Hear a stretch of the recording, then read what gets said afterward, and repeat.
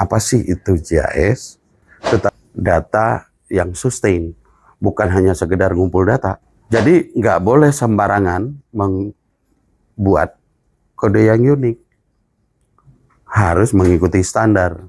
Tetapi karena seringnya kita memahami tentang data, perilakunya kita sudah bisa menganalisa tanpa itu diminta.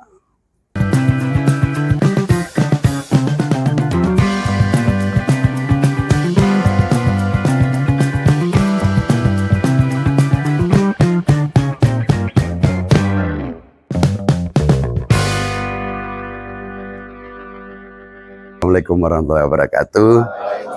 Oke, saya sebagai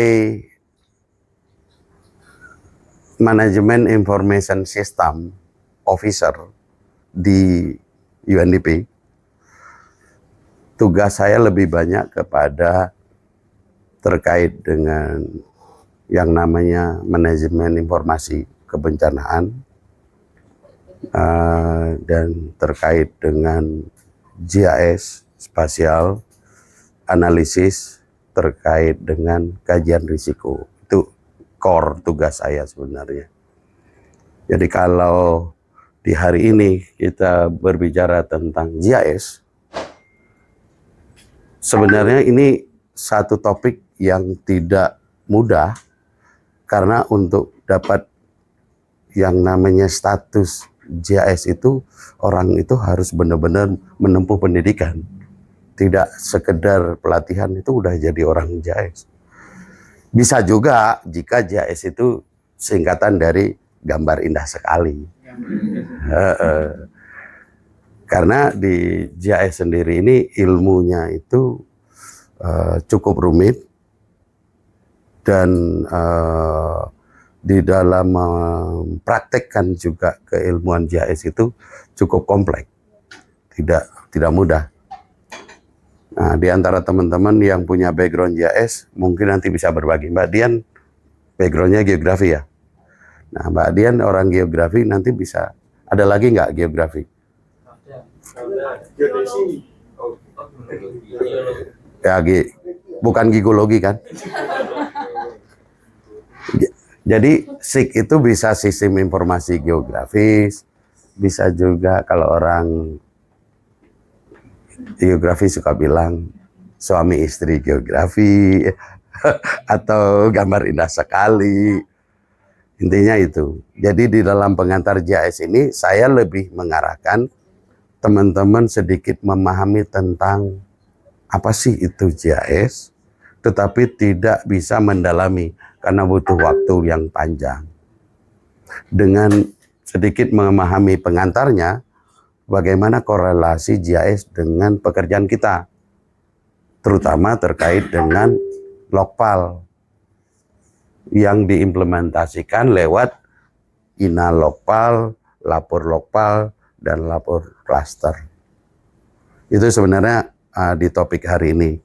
Ini basic, teman-teman bisa mencari referensi banyak hal, tetapi setidak-tidaknya secara pengertian GIS itu atau sistem informasi geografis atau SIG itu, cara penyajian data dalam bentuk peta atau spasial yang memungkinkan dilakukan analisa.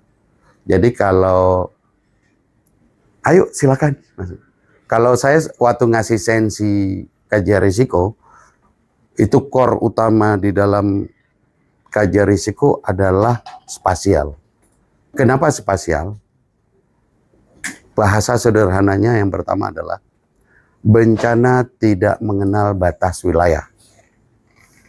Jadi tidak ada istilah gempa Cianjur, tidak ada istilah banjir Jakarta.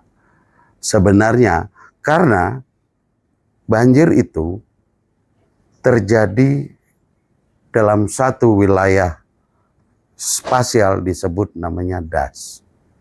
DAS itu adalah daerah aliran sungai. Jadi kalau teman-teman sering mendengar Jakarta banjir kiriman, itu sebenarnya datangnya dari hulu di dalam DAS, letaknya adanya di daerah puncak, air itu mengalir ke hilir yang namanya di Jakarta. Nggak cocok sebenarnya pada saat orang mengatakan itu banjir kiriman. Karena secara geografinya, dia air itu mengalir dari yang dataran lebih tinggi ke dataran lebih rendah. Nggak usah dikirim pun dia akan pulang ke situ. Otomatis. Makanya nggak cocok disebut kiriman. Cuma karena dia memahaminya adalah secara batas wilayah administrasi, dianggap itu adalah bukan wilayah kami. Karena bukan wilayah kami, airnya datang dari wilayah orang lain ke tempat kami, maka disebut kiriman. Nah, jadi mulai berpikir sekarang secara spasial, tidak lagi administrasi. Nah, ini makanya disebut memungkinkan dianalisa secara data spasial. Yang kedua, sebuah sistem untuk pengolahan, penyimpanan, pemrosesan, dan manipulasi data. Analisis, penayangan data yang mana data tersebut secara spasial ke ruangan terkait dengan muka bumi. Ini sebenarnya kalau mau dipahami semua, yang namanya spasial itu bukan murni ngelihat peta. Kalau orang cuma ngelihat peta, kalau dulu di konsultan, itu orang yang membuat peta disebut dengan drafter. Drafter. Kerjanya membuat peta pakai Rapido. Ingat? Ya. Iya, pakai Rapido dulu. Itu namanya drafter. Tetapi kalau orang sekarang yang bisa membuat layout peta, tetapi tidak punya kemampuan analisis, itu disebut bukan orang GIS, orang pemetaan. Dia bisa buat peta, tetapi dia tidak memahami analisisnya. Yang membuat orang itu jago membuat peta, tetapi salah dalam menyimpulkan hasil. Nah, itu yang berat di dalam kajian risiko.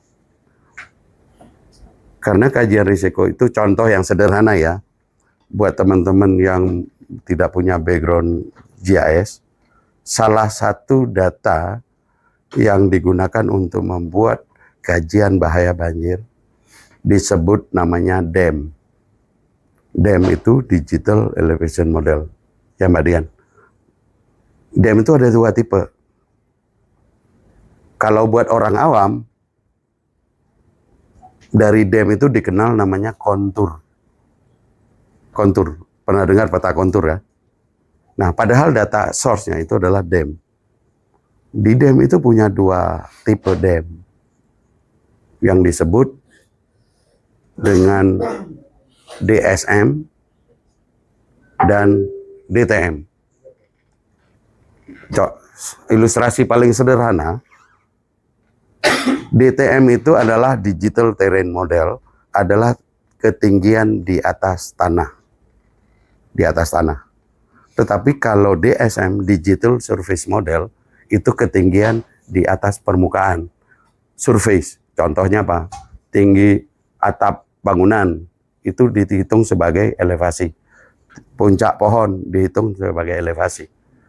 Jadi kalau konsepnya banjir, air mengalir dari hulu ke hilir, kalau dia jalan air, tiba-tiba ketinggiannya lebih tinggi, berarti airnya belok.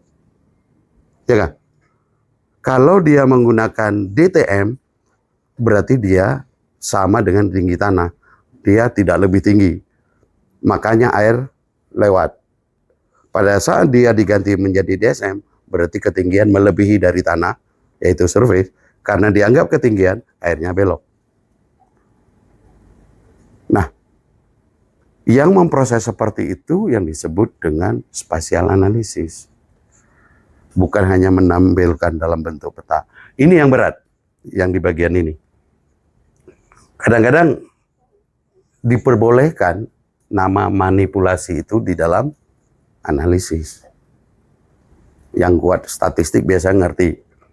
Salah satu step proses data namanya data manipulation. Bukan berarti menipu ya, tetapi dia di-adjust data itu sesuai dengan kebutuhan. Oke, ini salah satu definisi tentang yang sederhana, nggak usah kompleks. Coba lanjutkan. Nah, ini contoh di konsep dasar, menyajikan informasi muka bumi dalam bentuk data spasial. Data muka bumi tersebut dapat disimulasikan secara bersamaan untuk membuat skenario kondisi lingkungan. Proses dapat dilakukan dengan mudah dan otomatis. Contoh yang sederhana. Teman-teman ngerti nggak yang disebut dengan raster? Ada yang tahu nggak apa itu raster? Pixel. Atau pixel? Apa itu pixel? Satuan terkecil dari gambar. Apa? Satuan terkecil gambar. Satuan kecil dari gambar. Bentuk visualnya seperti apa? Ya kalau satuan kan orang bisa malah, berarti milimeter juga satuan kan. Inci juga satuan. Tetapi pixel bentuk visualnya apa? Kotak-kotak. Jadi kalau teman-teman buka satu foto, dilihat dari jauh, difoto dengan kamera megapiksel yang besar, foto tersebut kelihatan halus dan tingkat kedetailannya lebih detail. Tetapi kalau di zoom in terus, gambar itu jadinya kotak-kotak. Itu yang disebut pixel. Nah, sebenarnya di dunia ini bentuknya itu seperti itu, kontinu dia. Tidak ada yang diblok. Makanya kalau teman-teman lihat misalnya peta kontur, itu dia garis menghubungkan antara satu ketinggian titik dengan titik yang lain dengan ketinggian yang sama. Di antara kontur itu ada nilai yang generalisir, dikelompokkan, yang membuat nilai di antaranya itu menjadi tidak ada. Padahal kenyataannya di dunia ini, di realita, ketinggian itu naik turun. Ya. Nah, makanya ketinggian yang dipakai di dalam spasial adalah datanya yang ini, namanya DEM. Bentuknya raster. Nah, ini contoh. Nah, setelah itu, dari sini, dia lewat foto udara, atau lewat drone, atau lewat citra, dia dianalisa objeknya, terus dianalisa ketinggiannya, dari objek itu digambar dalam bentuk objek yang disebut dengan poligon. Terus dianalisa, digabung semua. Jadi kalau dilihat dari data ini, data GIS itu bentuknya bisa macam-macam, bukan hanya sekedar peta. Ini padahal satu lokasi berarti dia dapat informasi ketinggian, dapat informasi objek, kawasan, dan lain-lain. Ini salah satu konsep dasar di dalam GIS. Nanti teman-teman waktu ngelihat di Ina Portal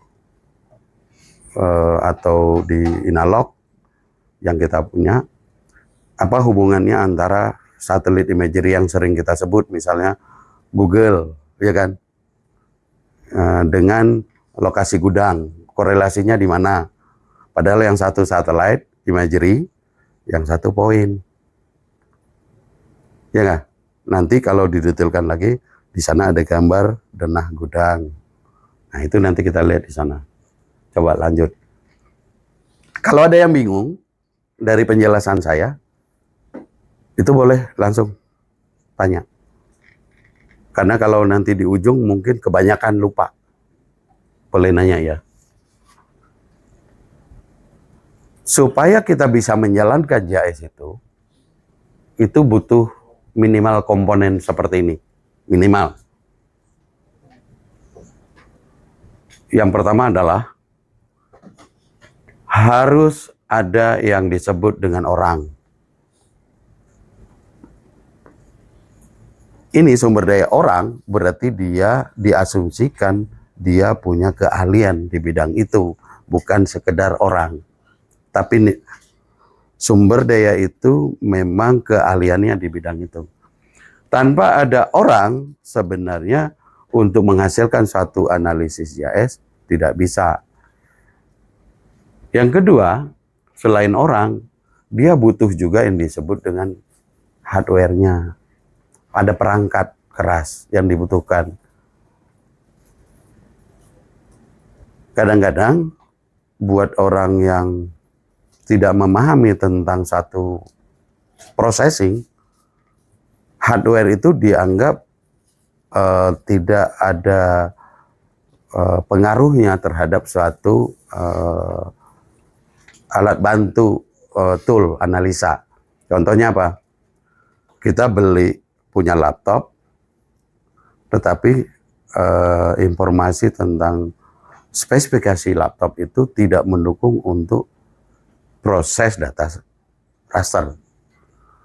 Jadi sering error bertanya, ini kenapa nggak bisa dijalanin? Wah, berarti ini softwarenya masalah nih. Padahal komputer itu memang tidak mendukung untuk spatial processing.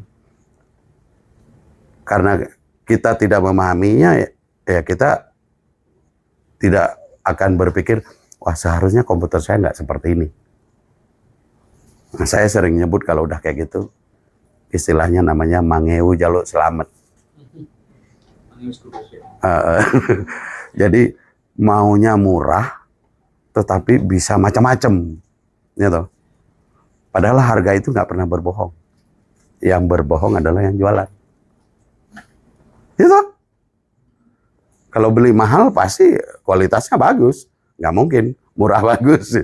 Itu di hardware. Software juga begitu. Karena ini berbicara yang tadi mangeu jaluk selamat, software GIS itu bermacam-macam. Ada yang namanya software berbayar, cukup mahal, dan dia cukup kompleks. Jangankan untuk memproses, membuka, mencari tahu di mana fitur-fitur analisis pun kita nggak tahu letaknya, saking kompleksnya. Itu contohnya misalnya pakai S1000-nya. Ada juga software GIS yang dikeluarkan oleh negara tertentu. Misalnya Belanda, dia punya jenis GIS software sendiri. Open source juga banyak, seperti Quantum GIS dan lain-lain. Tetapi software yang bisa memenuhi persyaratan-persyaratan yang kompleks tadi adalah memang software itu yang berbayar. Kalau kita memang menganalisa yang kompleks. Tapi kalau sekedar memvisualkan dalam bentuk peta, itu bisa macam-macam. Tidak harus beli software, kita bisa menggunakan yang online, bisa gunakan Quantum GIS, yang lain-lain. Artinya, software ini juga tergantung kepada kebutuhan. Kita sering gunakan software yang berbayar, tetapi kita nggak beli license ya. Tetapi kita nggak mau juga disebut itu ilegal atau crack. Biasanya itu namanya software copy dari aslinya. Padahal kita tidak membeli yang benar. Nah, pada saat kita memproses terjadi sesuatu masalah, itu kita nggak tahu. Karena software yang tidak legal tadi, dia pasti punya keterbatasan. Itu juga perlu dipertimbangkan. Jadi, ada orang, ada hardware, ada software. Ini dan ini tidak akan bisa berbuat apa-apa jika ini tidak ada data. Data itu adalah kunci untuk menganalisa sesuatu. Tanpa data, kita nggak akan bisa membuat keputusan yang tepat. Ini yang sangat penting nanti kita berbicara di Inalogpal. Karena data ini adalah core-nya. Data itu saya sering nyebut gini. Data itu seperti hantu. Tahu nggak maksudnya data itu seperti hantu? Ada dan tiada. Iya, ada dan tiada. Sering kita ngumpulin data, pada saat kita butuhkan datanya itu nggak tahu di mana. Orang yang megang data mutasi, data ikut mutasi. Makanya sebenarnya kalau kita urusan data, ini adalah kita harus berpikir tentang sustainability. Data yang sustain, bukan hanya sekedar ngumpul data. Karena data itu pada saat kita tidak bisa memaintain, pada detik-detik atau waktu-waktu tertentu yang dibutuhkan, data itu menjadi masalah. Akhirnya apapun yang ada kita pakai. Karena terpaksa. Ini problem yang harus diselesaikan. Artinya kita butuh pendekatan yang harus kita lakukan seperti apa. Kadang-kadang di analisa itu, kalau di tim saya ya, di kami itu terbiasa disebut bahwa minta sekarang jadi kemarin. Di tim saya itu sering istilah itu, minta sekarang jadi kemarin. Realitanya sebenarnya bukan kami melakukan duluan sebelum itu terjadi. Tetapi karena seringnya kita memahami tentang data, perilakunya kita sudah bisa menganalisa tanpa itu diminta. Pada saat itu diminta, ternyata analisa itu sudah ada. Dan itu tidak mudah. Selain jam terbang, itu juga harus butuh orang yang gemar menganalisa. Contoh apa yang terjadi pada saat tsunami Palu. Saya membuat dashboard darurat Palu 3 hari sebelum kejadian.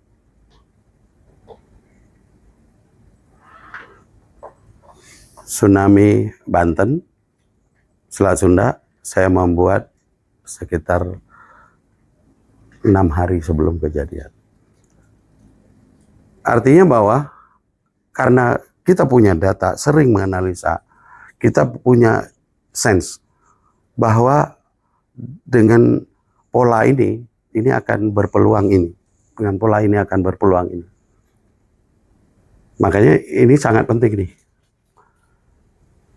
Jadi data bukan hanya sekedar angka atau peta, tetapi data berbicara banyak hal. Termasuk para pembaca kartu itu kan sebenarnya dia memahami dari sisi data juga. Oke, dari sini kira-kira ada yang mau ditanyakan? Ya, Bapak kan nggak tahu apa yang terjadi pada saat di Palu.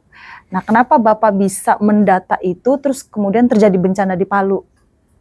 Kita kepengen tahu nih, apa aja sih yang membuat data itu bisa Bapak rekap, terus tiba-tiba terjadi Palu. Kan kita nggak tahu apa yang terjadi ke depan, tapi Bapak bisa menggambarkan, wah sepertinya nanti ketika saya buat data ini akan terjadi seperti ini. Maksud saya, kok bisa gitu, gimana caranya ya? Oke. Mohon arahan. Sebenarnya ada pola dari data, namanya perilaku data. Makin banyak data dianalisa, kita makin tahu kecenderungan data itu seperti apa. Makanya orang sering mengatakan gini, coba cari tahu tren perilaku orang berbelanja 5 tahun ke depan. Dia itu masih tetap bertahan belanja di mall atau belanjanya online.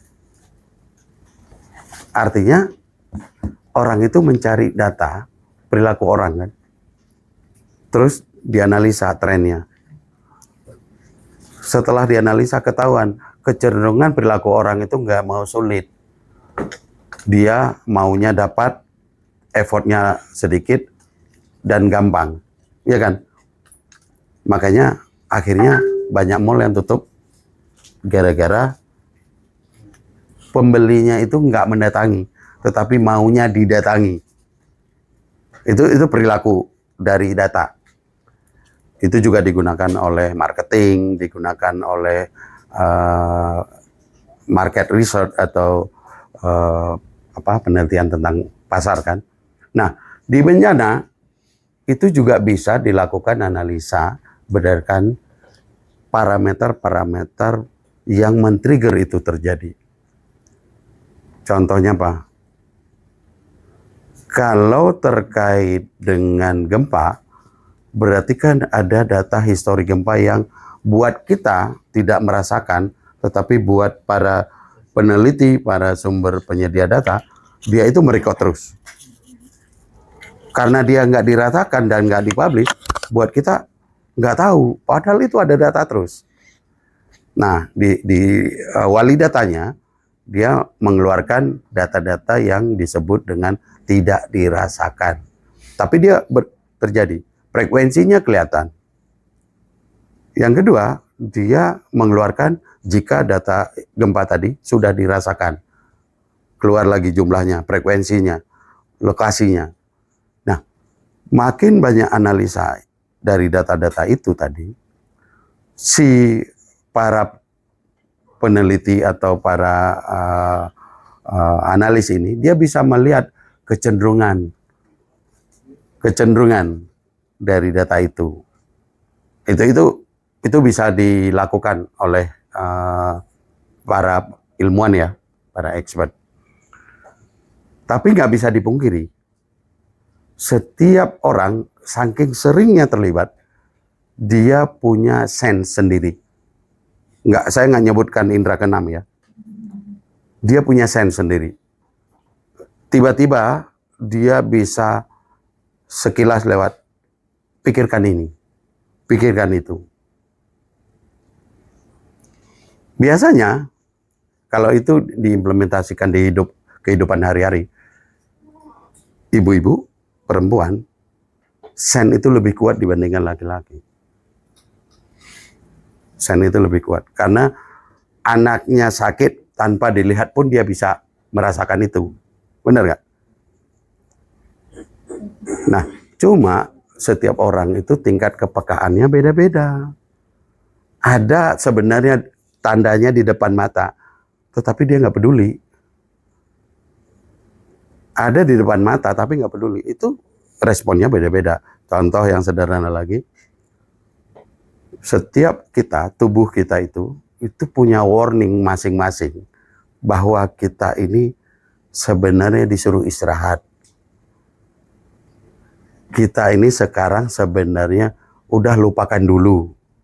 Tetapi kita nggak peduli karena yang pertama adalah yang penting gua harus menyelesaikan apa yang harus menjadi tanggung jawab gitu kan. Akhirnya tiba-tiba plak, tumbang. Ini sebenarnya membaca data juga, data diri. Gitu. Itu yang saya lakukan.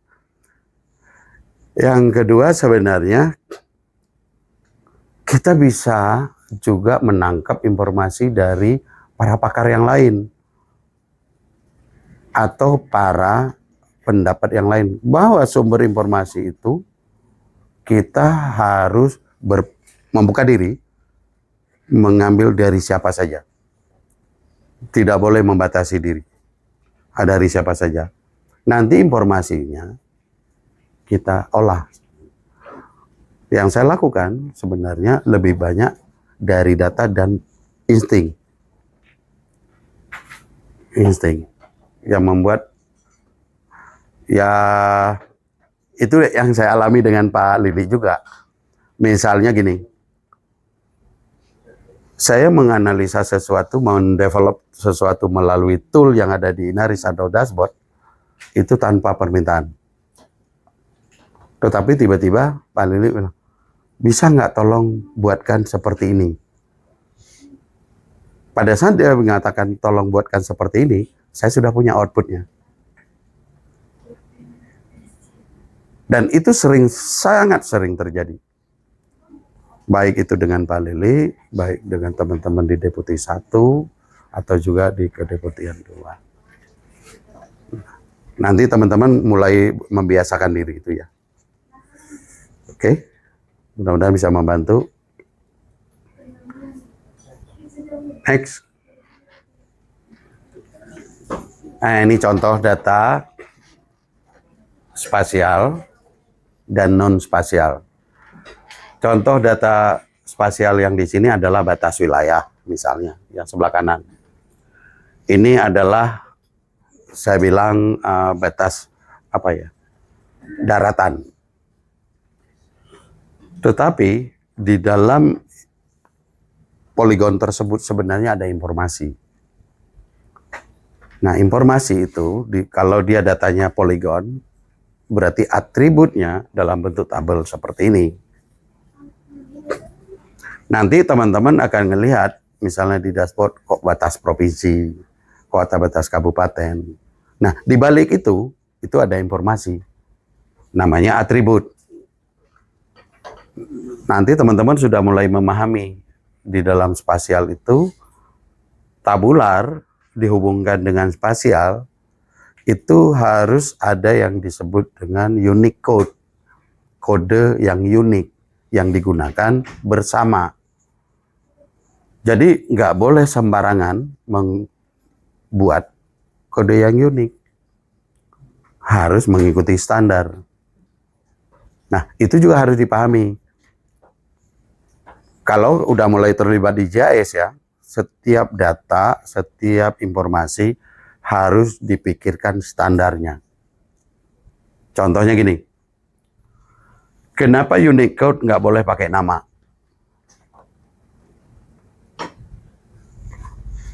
Karena di setiap orang, penamaan itu tidak punya standarnya. Orang boleh menyingkatkan namanya. Misalnya ngomong Tanjung Balai, nama satu daerah kan? Ada yang menulis Tanjung Balai, ada yang mau menulis TJ Balai, ada yang menulis TJG Balai. Jadi penamaannya nggak standar. Karena dia nggak standar, nggak mungkin dia menjadi unik. Makanya dari nama dicari Unicode. Unicode kalau di wilayah admin dengan nama desa dipakai oleh BPS namanya kode BPS. Ada kode desa, ada kode kecamatan, ada kode kabupaten, ada kode provinsi. Ada yang tahu nggak berapa digit kode itu? Totalnya berapa digit? 6, 8, 10. 6. 6. Coba pecahkan dia. Yang mana punya provinsi, yang mana punya kabupaten dari jumlah digit tadi.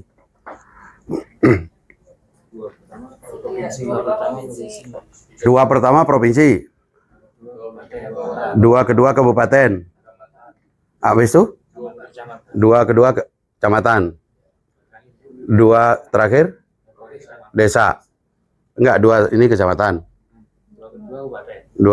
Dua provinsi, dua kabupaten, dua kecamatan, dua desa. Benar? Berarti 8. Sampai kecamatan. Hah? 6 dong. Berarti desa nggak punya kode?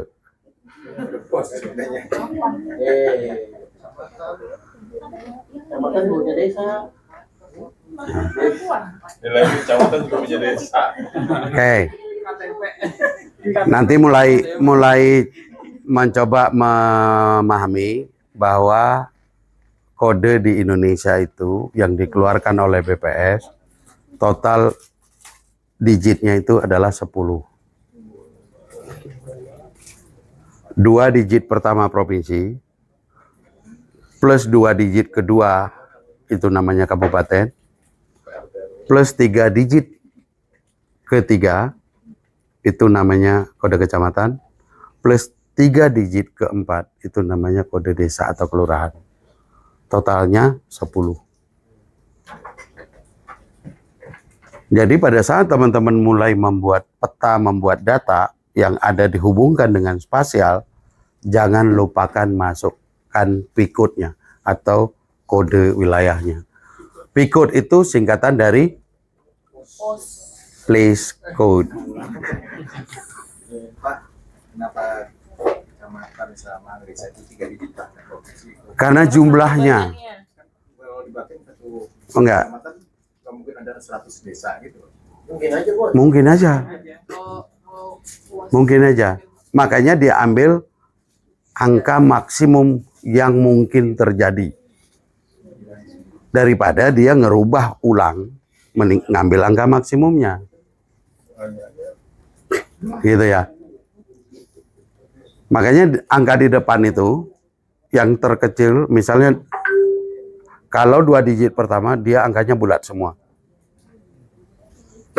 Setelah ini masuk ke 2 digit kedua, dia angkanya bukan mulai dari 1. Mulai dari 01. Ya kan? Karena 01 berarti asumsinya angka tertinggi adalah 10. 10. Nah, makanya kalau dia digabung, jumlahnya 4 digit. Nah, kalau di kecamatan 3 digit, angka pertama dimulai 001. Angka terakhir berarti 100. Itu. Nah, kadang-kadang memang harus dieksplor ya. Karena kode itu bukan asal buat kode, tetapi ada aturannya. Nah, di Kemendagri juga punya namanya kode Kemendagri. Yang membedakan antara BPS dengan Kemendagri, cara penulisannya pakai pemisah titik. Misalnya 11 itu Aceh, BPS itu 11, misalnya 01, 1101. Di Dagri 11.01. Nanti coba dicek bedanya. Kenapa bisa beda gitu Pak mereka? Karena mereka bikin standar.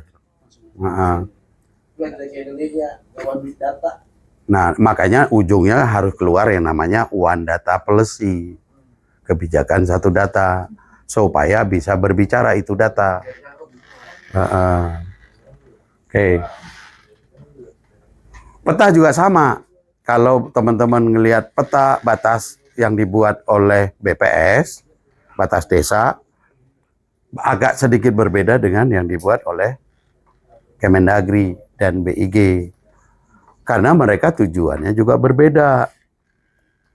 Nanti, waktu teman-teman sudah mulai main di GIS, mungkin Mbak Dian bisa bantu.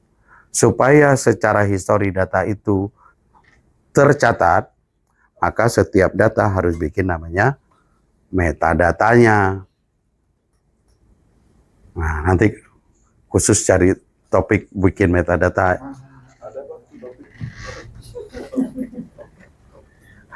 Namanya topik Pasar Ibu ya. Baca buku Pak. Oke.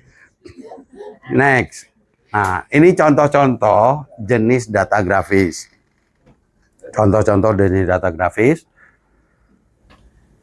Yang pertama adalah poin, titik. Nanti teman-teman sudah harus memahami apa bedanya data titik dengan poligon dari sisi perspektif bencana. Karena datanya sama-sama benar, tetapi maksudnya salah. Contohnya gini, poin ini dipakai pada umumnya untuk memetakan yang namanya objek. Ya, objek. Bisa titik sekolah, bisa titik rumah sakit, titik gudang, titik tenda, itu namanya poin. Area poligon, dia menggambarkan suatu kawasan, bukan titik. Contohnya apa? Area banjir. Berarti kita buat poligon banjir.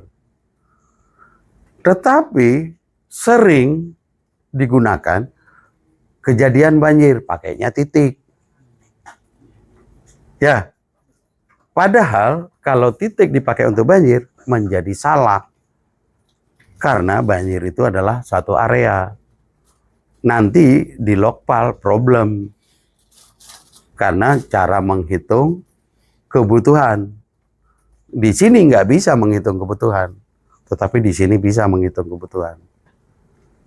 Nah, berarti benar titik itu menggambarkan kejadian, tetapi menjadi salah jika dia itu menggambarkan area dampak.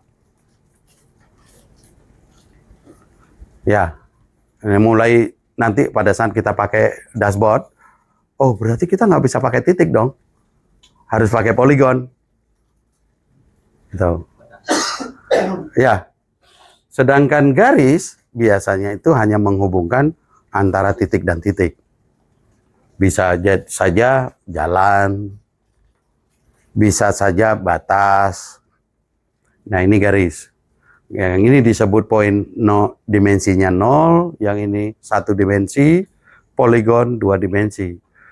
Nah DEM tadi, Digital Elevation Model, di model elevasi digital, ini disebut 3 dimensi. Makanya di DEM atau di imagery, kita bisa lihat bentuk 3 dimensinya. Kalau gunung kelihatan ada puncaknya, ada tebingnya. Nah, ini sebenarnya dari data DEM atau data yang disebut tadi. Jadi nggak bisa datang dari ini, datang dari ini, datang dari ini, nggak bisa. Gitu. Makanya kajian risiko tidak boleh menggunakan pendekatan ini saja. Harus menggunakan pendekatan ini. Gitu ya. Oke, next. Nah, ini tipe data grafisnya. Tipe data grafisnya, yang pertama dalam disebut vektor. Vektor tadi bisa jadi titik, bisa jadi garis, bisa jadi polyline, bisa jadi poligon. Itu disebut dalam bentuk vektor. Ada atributnya. Yang kedua dalam bentuk raster. Raster itu sebenarnya bentuk pixel yang atribut di dalamnya itu tidak seperti ini. Biasanya di sini punya satu nilai atributnya. Tidak mungkin lebih dari satu. Contohnya kalau dia datanya DEM, setiap pixel itu punya nilai namanya ketinggian, elevasi. Kalau dia imagery atau citra, dia punya nilai untuk misalnya RGB-nya. Makanya bisa divisualkan berwarna. Tapi dia tidak bisa divisualkan dalam bentuk nilai tabel. Nah, ini bedanya. Nanti teman-teman waktu di dashboard sudah mulai ngebayangkan, saya butuhnya bukan poligon, saya butuhnya raster. Saya butuhnya bukan raster, saya butuhnya poligon. Contohnya apa? Ngebayangin ya. Ini suatu kejadian. Ini titik gudang. Untuk menggambarkan layanan dari titik gudang ke area terdampak, itu yang dibutuhkan data raster atau data vektor. Berarti kita butuh menghitung jarak. Kalau jarak, berarti kita butuh data vektor, bukan raster. Kayak gitu. Kalau vektor menghitung jarak, itu disebut garis, lurus, itu jarak datar. Tetapi kalau distribusi lewat darat, bukan lewat udara, berarti kita nggak bisa pakai garis datar, tetapi menggunakan polyline lewat jalan. Udah mulai kebayang bentuk data yang dibutuhkan jadinya. Oke. Next. Sumber datanya bisa melalui survei lapangan. Kalau kita ngebayangin ke tupoksinya kita di sini, pada saat bencana terjadi, survei lapangan itu informasi yang kita dapat adalah dari kaji cepat. Benar? Dari tim kaji cepat, yang bukan lokal dulu, tim kaji cepat dampak, kita bisa dapat informasi gambaran distribusi wilayah dampak. Nah, survei lapang dari Lokpal lewat kaji cepat bisa mencari tahu kebutuhan. Nah, ini dapat data dari lapangan. Berarti pada saat kita ngebayang data yang kita kumpulkan harus menjawab spasial, kita harus bikin standarnya. Data apa yang harus tersedia, bentuknya seperti apa. Bukan hanya sekedar ngumpul informasi, tetapi pas di spasial kan nggak bisa. Ya ini. Yang kedua bisa dari data-data sekunder, dari data publikasi. Contohnya apa? Di One Map Policy. Ada data RBI, Rupa Bumi Indonesia. Itu RBI. Ada Jantop, itu tahu nggak? Jaringan topografi ini. Ini punyanya Angkatan Darat. Tahu, mainnya di darat sih. Tapi nggak pakai baya loh ya. Jadi di sini banyak data yang bisa dikumpulkan sebelum kita melayani sesuatu lewat data sekunderi. Makanya kalau nemu data, itu menjadi harta karun yang harus dikelola. Jangan dianggap itu nggak penting. Karena pada saat kita butuh, nggak gampang mendapatkan data itu. Contohnya apa? Kalau dapat data tata ruang, kumpulkan data tata ruang. Karena di situ banyak informasi yang dibutuhkan pada saat kejadian. Kalau ada RBI, kumpulkan. Kalau ada land use dari KL, kumpulkan. Jadi semua data yang didapat dikumpulkan menjadi sumber data pada saat kita analisa. Ini satu. Yang kedua, secondary data dari penginderaan jauh. Ini lewat satelit imagery. Bisa yang dari global kita dapatkan. Sebenarnya data global banyak yang bisa diekstrak, bisa digunakan. Tapi mungkin kita belum terbiasa dan belum tahu caranya. Nah, nanti Inaris salah satu alat bantu untuk membantu itu. Ini ada namanya Aster, ada QuickBird, ada Iconos, ada EarthView, ada Planet, banyak sumbernya. Kalau di kita selama ini, kalau ada bencana, data penginderaan jauh yang kita sering gunakan data siapa? Yang sering harus kita minta akses, mengajukan akses. Pernah dengar nggak? Siapa?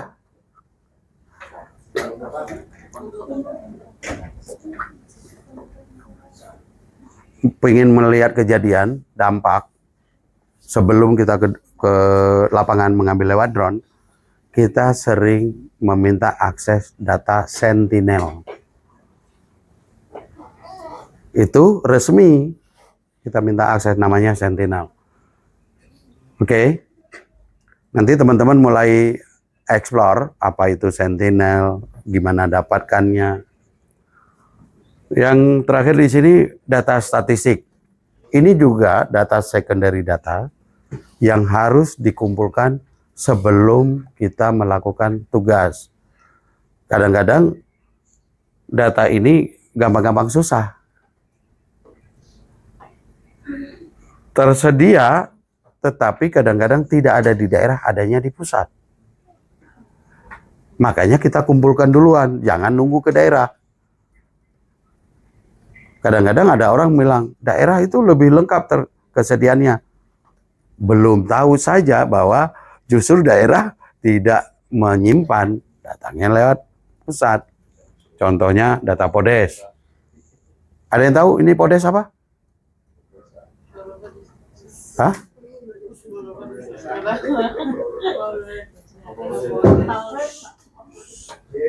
Podes, potensi desa. Ada sensus.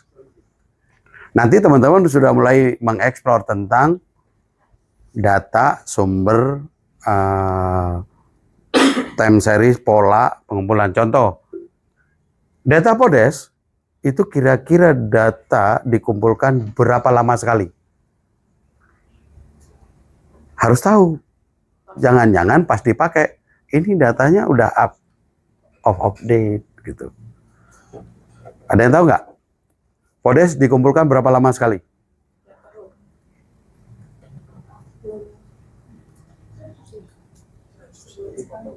Bulan sekali, tiap tahun. Sensus? 5 tahun.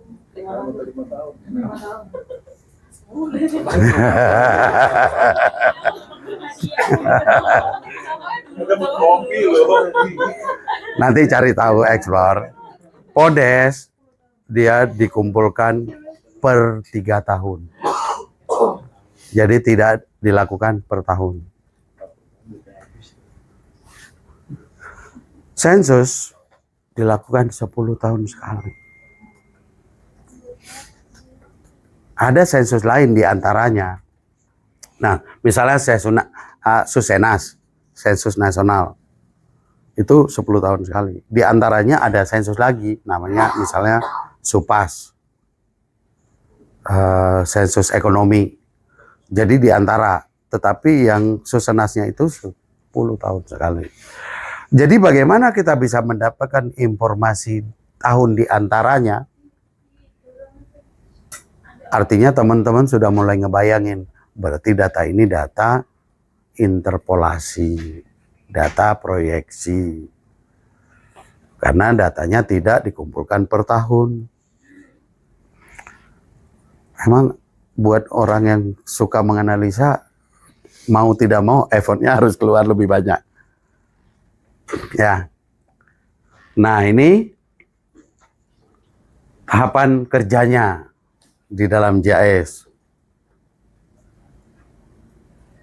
Kita udah punya data tadi, udah tahu pola datanya, tipe datanya, kita mulai memasukkan data seperti apa. Enggak semua data cara memasukkan ke dalam JAS itu sama. Dan enggak semua data langsung bisa dimasukkan. Ada step yang harus diproses terlebih dahulu. Ini contoh yang sederhana, mungkin nanti secara GIS perlu dipelajari. Untuk data-data yang mengandung koordinat, misalnya, teman-teman harus bisa tahu bahwa jenis proyeksi yang digunakan itu apa. Misalnya, ada satu teman ngumpulin data latlong, titik koordinat 0,195, derajat gitu. Terus ada lagi satu tanda derajat di depan, tanda menit, tanda detik.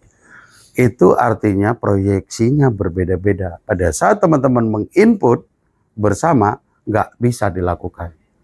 Harus menyamakan dulu proyeksi. Nah, oleh karena itu nanti ada khusus topik-topik basic GIS berkaitan dengan itu. Nah, ini berpengaruh kepada memasukkan data. Mengelola atau manajemen data. Bagaimana cara menyimpan data? Biasanya data karena kita nggak terbiasa dengan mengelola data banyak dan besar.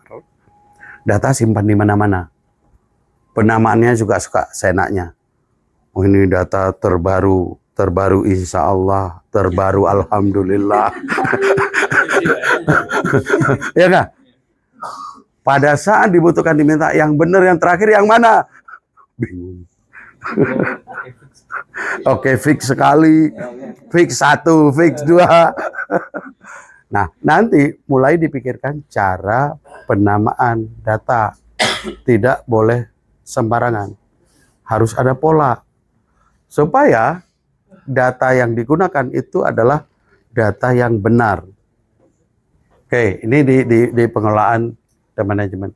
Analisis dan simulasi, selain pada saat dibutuhkan teman-teman melakukan analisa atau simulasi, teman-teman sudah mulai mengeksplor, menganalisa sesuatu sebelum itu diminta. Misalnya contoh, saya punya data ini, saya coba menganalisa sendiri tanpa ada permintaan. Itu sebenarnya melatih cara menganalisa dan juga melatih cara menginterpretasi. Kadang-kadang orang bisa membuat tapi nggak bisa menjelaskan maksud dari hasil itu apa. Mulai memahami itu. Tapi saya yakin teman-teman pada kuat di statistik kan. Buat jadi tanda kuat perasaan. Hah?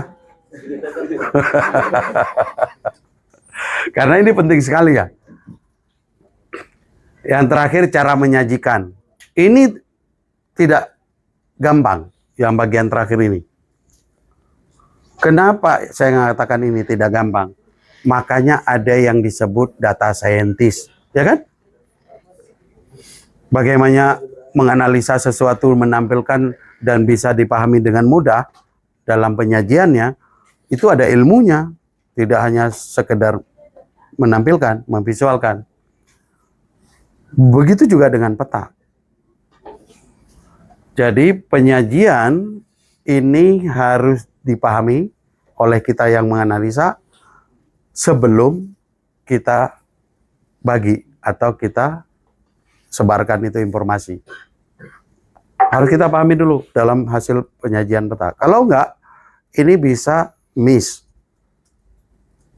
interpretasi terhadap informasi yang kita berikan. Contoh sederhana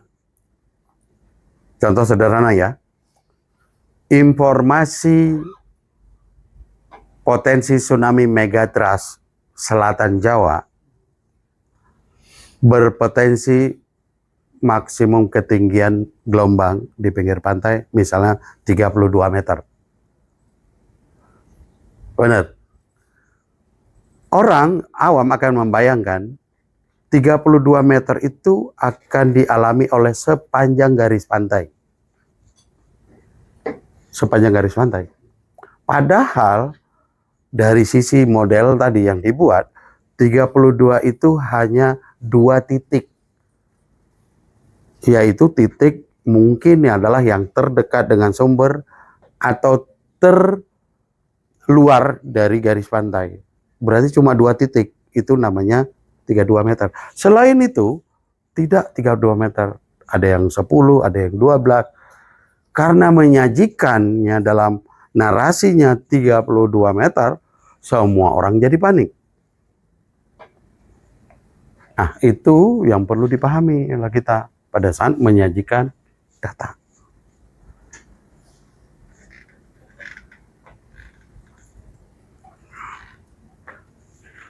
Oke, sampai di sini untuk pengantarnya.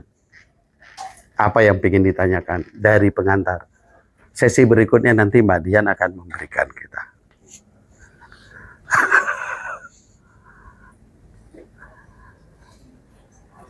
Ada yang ingin menanyakan sesuatu terkait dengan apakah data, apakah mengelola, apakah cara menyajikan, atau apa boleh, bebas. Sebenarnya makanya topik pengantar itu nggak berat. Oke, monggo. Ya, saya punya pertanyaan Pak Ridwan. Tadi menarik terkait dengan Bapak tadi sampaikan yang masalah Palu tadi sudah diprediksi 3 hari sebelumnya, sebelum kejadian. Bukan prediksi.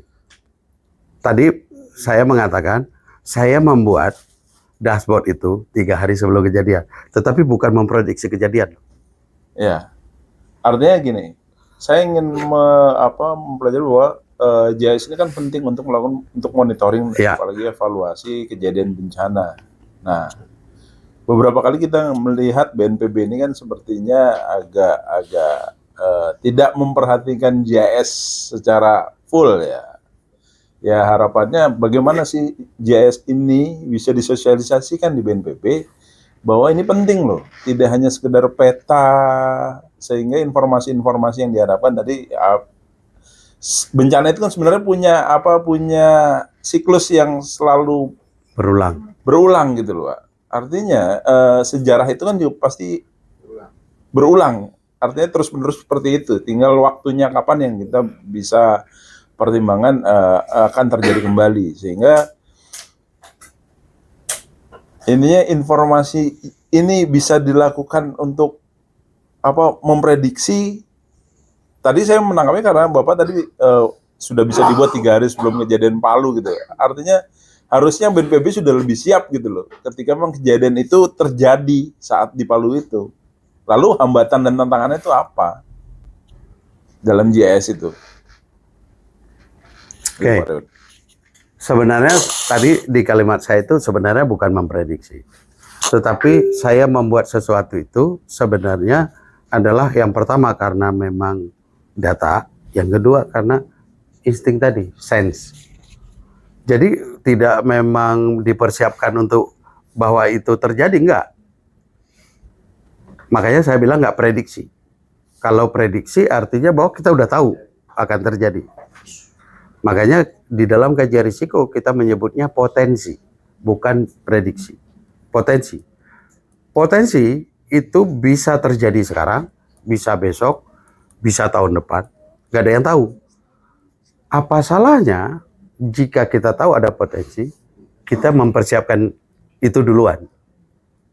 Itu yang saya lakukan sebenarnya. Kebetulan pilihan saya adalah di Palu. Habis itu kenapa pilihan saya ada yang di Banten? Nah, itu sebenarnya tanpa membayangkan itu terjadi besok atau lusa. Enggak. Oke. Yang kedua memang core di dalam bencana di kita diawali, kalau di undang-undang ya, diawali oleh identifikasi risiko. Itu spatial base 100%. GIS base 100%. Dan itu dilakukan oleh Kedeputian 1. Yang sulit adalah bagaimana mendeliver hasil kajian risiko tersebut kepada para perencana dan para pelaku. Contohnya gini, bahasa sederhana ya, perencanaan diawali oleh identifikasi masalah. Di kebencanaan, masalahnya adalah risiko. Jika tidak ada potensi risiko, sebenarnya kita tidak perlu merencanakan penanggulangannya karena tidak ada risiko.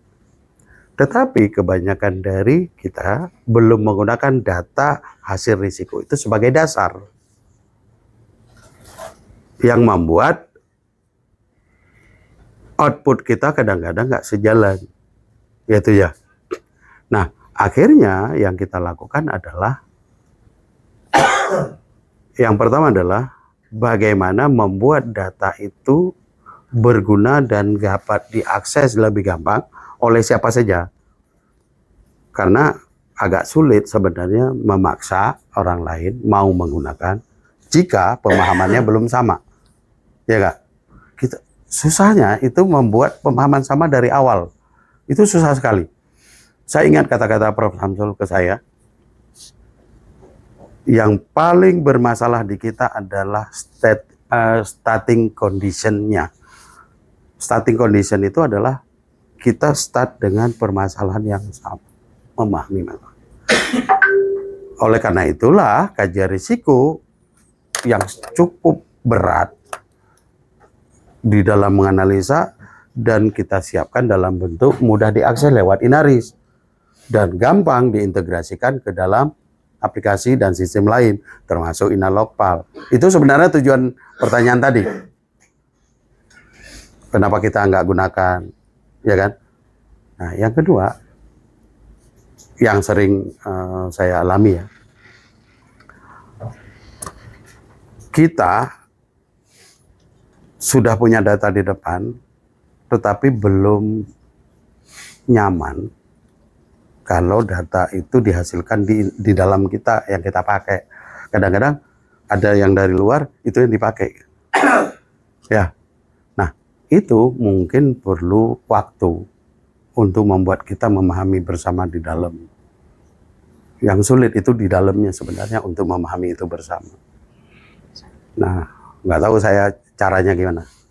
Tapi ada tambahan Ya, Pak Ridwan. Tadi kan perencanaan hasil dari identifikasi risiko. Kita tahu lah masalah kayak seperti megatrust saja, pasti dari penelitian nih, penelitian.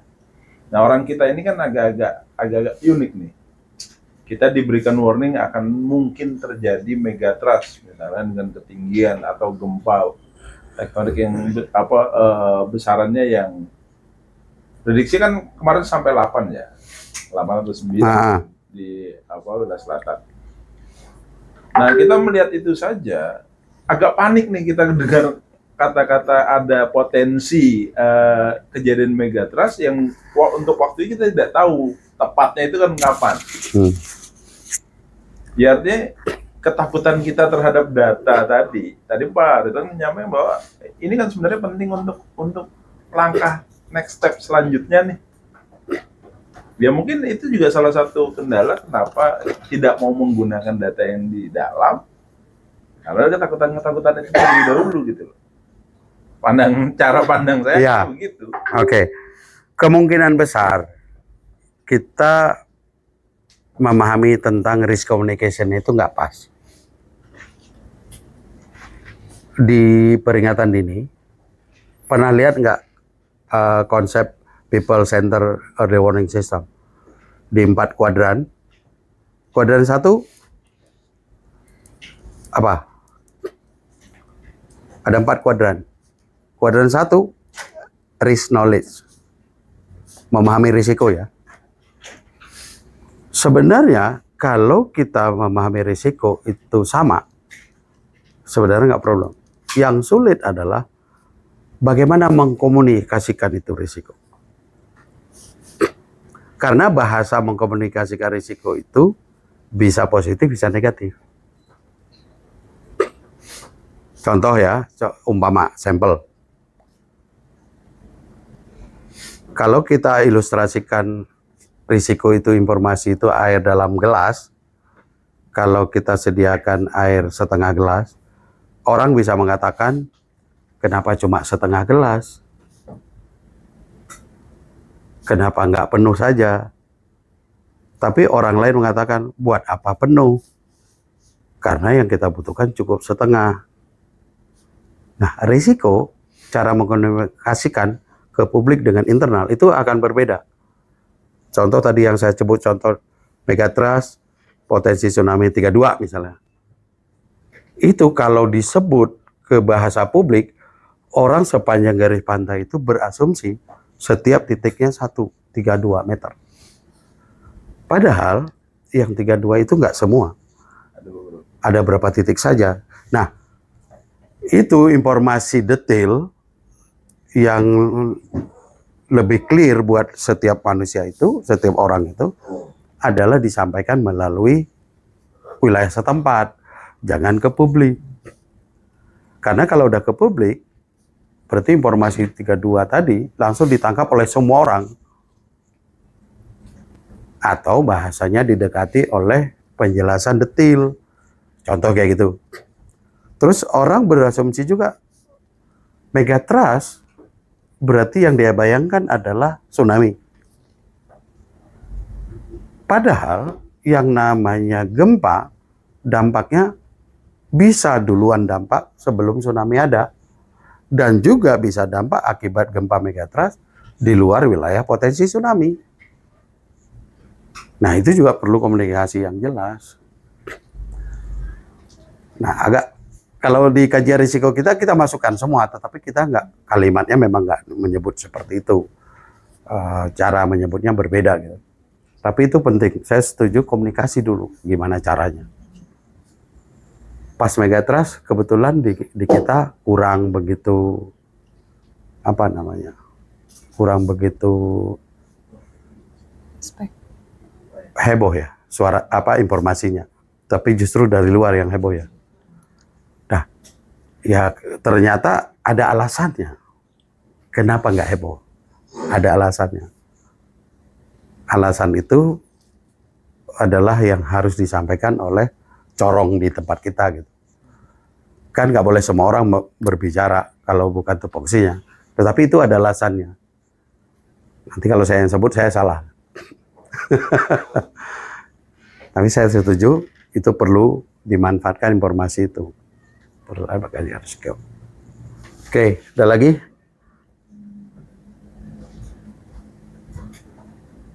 Oke, mangga. Ini saya nggak mau apa namanya kemana-mana ya, cuma pengen tahu aja dari segi logistik peralatan ini sejauh mana GIS yang akan nanti kan kita gunakan Ya, dan data apa aja sih yang bakal disajikan. Gini itu aja Pak.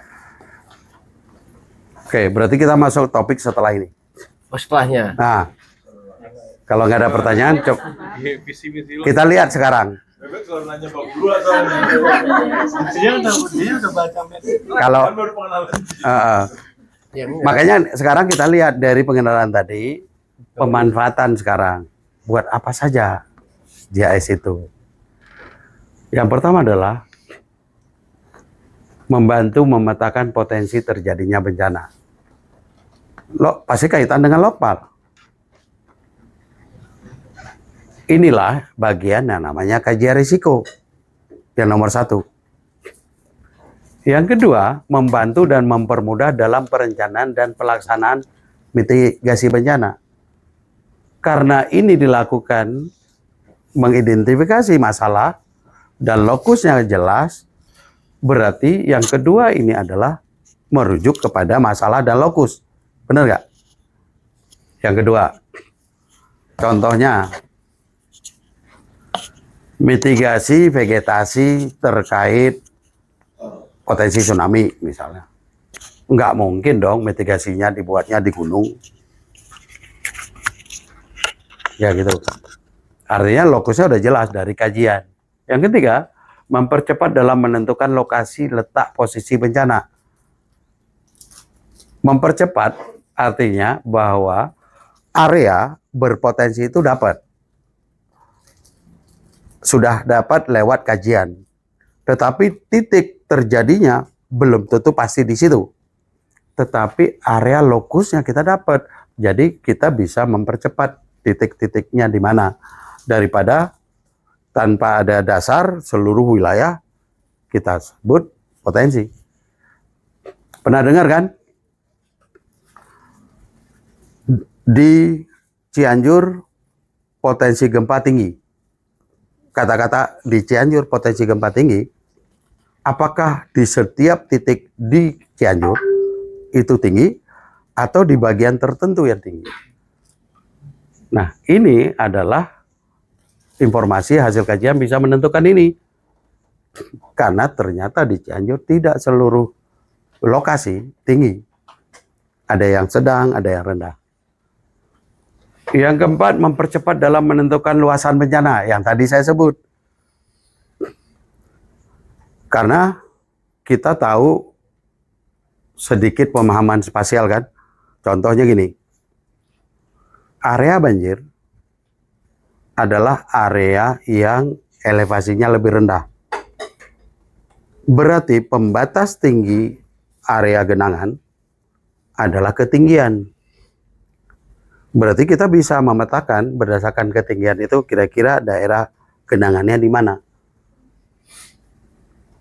Karena ditutup oleh ketinggian. Makanya ini bisa menentukan akhirnya luasannya seperti apa. Kira-kira. Ini juga berhubungan dengan pada saat ketemu luasan, kita bisa identifikasi potensi dampaknya apa. Berkaitan dengan lokal. Kelima, mempercepat dalam menentukan keterjangkauan aksesibilitas dari dan ke lokasi bencana. Nah, ini sebenarnya ke lokal banget kan? Karena ujungnya itu aksesibilitas keterjangkauan itu bukan hanya sekedar jalan. Nanti kalau kajian risiko, ternyata aksesibilitas itu dilalui oleh potensi longsor tinggi. Jika gempa terjadi, bisa jadi jembatan itu putus. Walaupun dekat, tetapi nggak bisa diakses. Nah, itu yang perlu dipertimbangkan keterjangkauan aksesibilitas. Oke. Nomor 6, membantu dan mempermudah dalam mengidentifikasi demografi masyarakat yang terkena bencana. Karena penduduknya tidak lagi jumlah penduduk desa, tetapi jumlah penduduk yang berada di area bahaya. Ini. Yang ketujuh, membantu dan mempermudah dalam mengidentifikasi tingkat perekonomian masyarakat yang sedang terkena bencana. Karena secara kajian kita tahu masalah livelihood, mata pencarian, kita tahu masalah sumber ekonomi. Kedelapan, mempermudah mengidentifikasi adat istiadat, kebiasaan, dan budaya masyarakat yang sedang terkena bencana. Ini sepertinya sederhana, tapi pernah nggak dengar problem yang ini? Problem yang ini. Nomor 8. Di dalam bencana. Pernah? Yang lain nggak pernah? Kasih contoh yang pernah terjadi. Identifikasi ini. Sinabung. Pernah. Ya? Pak Aceh.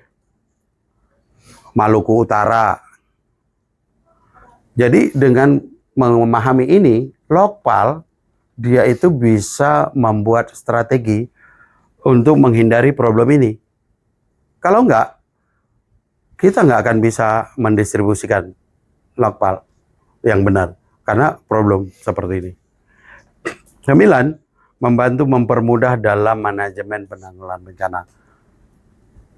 Karena kita tahu identifikasi masalah, lokus, besaran, parameter, indikator, dan lain-lain. Akhirnya ini kita rencanakan lebih baik. Oke, ini pemanfaatan GIS. Kalau saya berdasarkan pengalaman saya di bidang kebencanaan, tidak akan mungkin manajemen bencana jika tidak dibantu oleh spasial. Karena problem terbesar berulang-ulang kali adalah masalah aksesibilitas, masalah terpencilnya wilayah terdampak, sulitnya distribusi, ya. Itu berulang-ulang. Nah, itu berarti spasial sangat penting. Oke, ini adalah slide terakhir terkait pengenalan GIS. Mudah-mudahan pertanyaan tadi sudah terlihat dari pemanfaatan GIS. Oke. Kita lanjut atau kita break dulu? Break.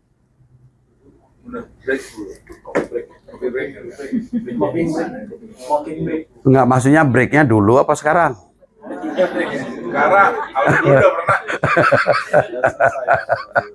Oke, kalau gitu, habis ini kalian naik coba. Habis ini kita masuk ke Inalokpal. Bagaimana menerapkan konsep tadi di dalam Inalokpal.